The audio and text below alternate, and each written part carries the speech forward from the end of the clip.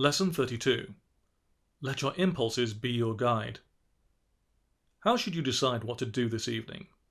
You could open the mail, call a friend, clean up the hall closet, turn on the television, open a beer, any of 100 other activities.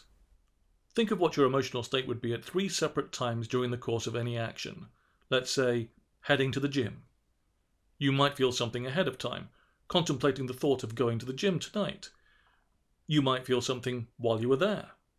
Then you would feel something else as you returned home. For any event, you can feel something beforehand, during, and afterward. These feelings often don't match up. If you're like most people, the anticipation of exercise is not particularly appealing. Ugh, I'd rather do anything else.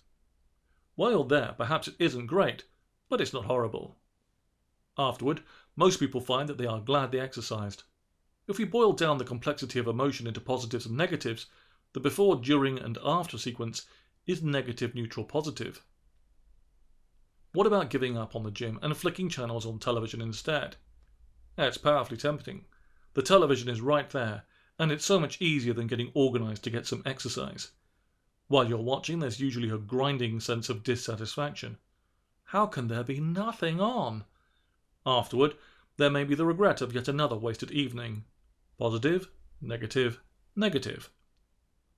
What you decide to do depends mainly on which emotion you use as your guide.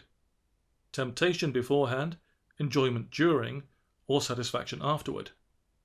If misery is your goal, the answer is simple. Follow your gut. Base your decision on the temptation that you feel ahead of time. Most things that will elevate your mood bring relatively little anticipatory desire. Exercise, eating healthy food, getting to bed on time, returning friends' messages, saving for retirement, doing your taxes. They feel either a bit flat or outright aversive. If you guide your behavior by this anticipatory feeling, you will put off almost anything that might improve your outlook. The things that we feel tempted to do are often those that make us feel worse in the long run.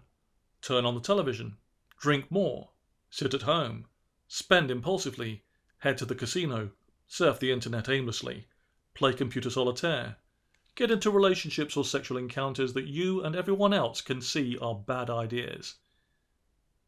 All you need do is give in to temptation, and misery will knock at the door like a 30-minute pizza delivery. Perhaps you disagree. You can think of a few activities that you look forward to, enjoy doing, and are glad to have done. Positive, positive, positive. You can also think of a few things, like compulsively hitting your thumb with a hammer, that you would dread, dislike, and regret. Negative, negative, negative. Of course, in those circumstances, it doesn't really matter whether you decide what to do based on your anticipation, enjoyment, or satisfaction. You'll make the same decision regardless. But let's be honest. There are many more things in your life that switch from positive to negative, or negative to positive. Live your life by your anticipatory feelings, your temptations, and you will often find yourself doing things that you regret and drag you down lower. You will never again pay your taxes, exercise, eat unfamiliar food, get out of bed early to go hiking, organize birthday parties for friends, or get to work on time. You will stay in your ever-shrinking comfort zone.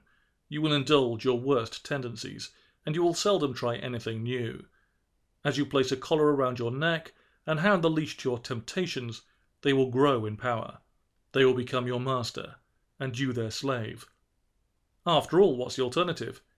Doing things you'll be glad to have done. But that future emotion is entirely imaginary, isn't it? You'll never be certain that you were right. Maybe you'll agree to make that wedding speech and then vomit in the middle of it. Maybe you'll sign up for that 5K run and have a heart attack. Maybe you'll change the oil in the car and find an even worse problem. Tell yourself that those who follow their future emotions are cold, passionless, overly responsible drones. Tell yourself that if you did the same, you'd have a life of mindless conformity to the standards and expectations of your culture. Ignore the fact that you would be basing your life on your own satisfaction, not someone else's, and that satisfaction strikes a deeper and more lasting note of enjoyment than temptation does. Tell yourself that you prefer to live by impulse, the life of a hedonist. Don't think about the fact that those others are more effective hedonists than you are.